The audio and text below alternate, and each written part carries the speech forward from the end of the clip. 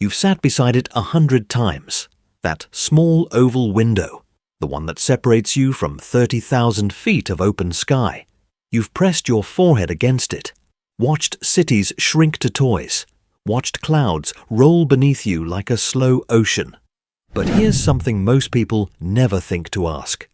Why is it round? Every other window you've ever seen in your house, your office, your car is a rectangle. Rectangles are efficient. Rectangles make sense. They fit walls. They maximize space.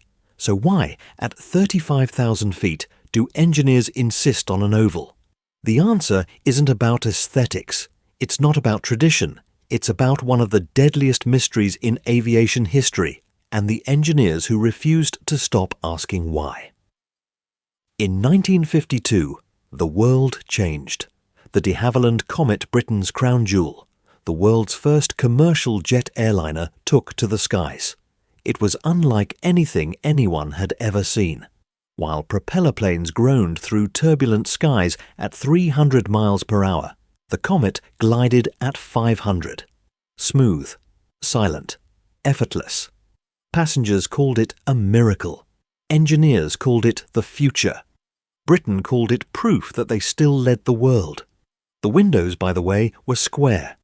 There were warning signs there always are in hindsight. Stress tests raised some eyebrows. A few engineers quietly noted that the pressurized cabin created forces that nobody fully understood yet. But the plane flew. It flew beautifully. And when something works, it's very hard to stop and ask, but what if it doesn't? So the Comet flew on. Routes opened from London to Johannesburg, to Singapore, to Tokyo. For 2 years, the future looked perfect. BOAC Flight 781 climbed through a clear Mediterranean sky. Then, nothing. No distress call, no warning. The plane simply ceased to exist at 27,000 feet, scattering wreckage and 35 passengers into the sea below. 3 months later, on April 8th, another comet, South African Airways Flight 201. Same fate, same silence, same horrifying debris field. 2 planes. No explanation, no survivors. The comet was grounded, and the greatest aviation mystery of the 20th century had begun. The British government launched the most ambitious air crash investigation the world had ever seen. Led by Sir Arnold Hall of the Royal Aircraft Establishment, a team of engineers and scientists attempted something extraordinary. They would recreate the conditions of the disaster in a laboratory. They built a water tank the size of a warehouse. They submerged a full Comet fuselage inside it, and they began to simulate pressurization over and over and over again. Each cycle represented one flight. They ran 3,000 cycles. Their enemy wasn't human. It was invisible. It was physics. The Comet's pressurized cabin expanded and contracted with every flight slightly, imperceptibly, like a lung. And every time it did, the metal at the corners of those beautiful square windows experienced something called stress concentration. Stress concentration. Remember that phrase. Here's the physics that killed 56 people. When you have a rectangular hole in a pressurized surface, the corners are a problem. Stress doesn't flow smoothly around a sharp angle it piles up. Concentrates. Like water rushing through a narrowing canyon. Over hundreds of flights, invisible microcracks formed at the corners of the Comet's square windows. The metal was fatiguing, dying slowly, one pressurization cycle at a time. Flight 781 had made 1,290 flights before that morning over the Mediterranean. On cycle 1,291, the crack reached critical length, and the cabin pressurized to the equivalent of being squeezed by 600 pounds per square foot tore itself apart in milliseconds. It wasn't sabotage. It wasn't pilot error. It wasn't a storm. It was geometry. On June 24, 1954, it happened in the lab. The submerged Comet fuselage, after simulating the equivalent of years of flights, ruptured. The crack started exactly where the engineers feared, at the corner of an escape hatch near the front of the plane.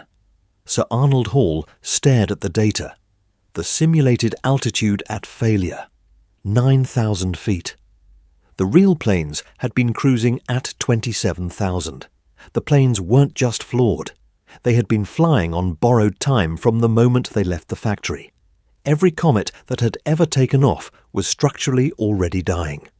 From disaster came revelation. The solution was elegant in its simplicity. If sharp corners concentrate stress, eliminate the corners. An oval, a circle, an ellipse, these shapes have no corners. Stress flows around them smoothly, evenly distributed across the entire edge. The pressure that would have killed a square window barely registers on a round one. A circular window can handle 4 times the stress of a square window of the same size. The engineers hadn't just solved a mystery. They had rewired the entire science of pressurized aircraft design. But the cost 56 lives. The grounding of the world's most celebrated aircraft. The collapse of Britain's early lead in commercial aviation, handed directly to Boeing and the Americans. The de Havilland Comet never fully recovered. Britain had invented the commercial jet age. The comet was their miracle, their proof of post-war supremacy. But while the comet was grounded, redesigned, recertified, Boeing was watching, learning. And in 1958, the Boeing 707 launched, sweeping in with oval windows, reinforced pressure cabins, and everything the comet disasters had taught the industry at such terrible cost. Britain had paid the price. America collected the reward. The comet flew again, redesigned, improved, but it never led. The age it created had moved on. Without it. Today, every commercial aircraft in the world has oval windows. Every single one. Not because of regulation, not because of tradition, but because 56 people died over the Mediterranean, and a team of engineers in a water tank in Farnborough, England, refused to accept that the sky was simply dangerous. They found the answer, and they built it into every plane that followed. The next time you settle into a window seat, the next time you watch the runway fall away beneath you and press your face to that curved oval pane of glass, you are sitting inside the answer to one of aviation's darkest questions. That shape kept you safe tonight. The comet story is not just about windows. It's about what happens when we assume something works because it hasn't failed yet. The invisible forces that bring things apart. Metal fatigue, stress concentration, the slow accumulation of tiny, imperceptible damage. They don't announce themselves. They wait. The engineers who solved this weren't geniuses who saw what others couldn't.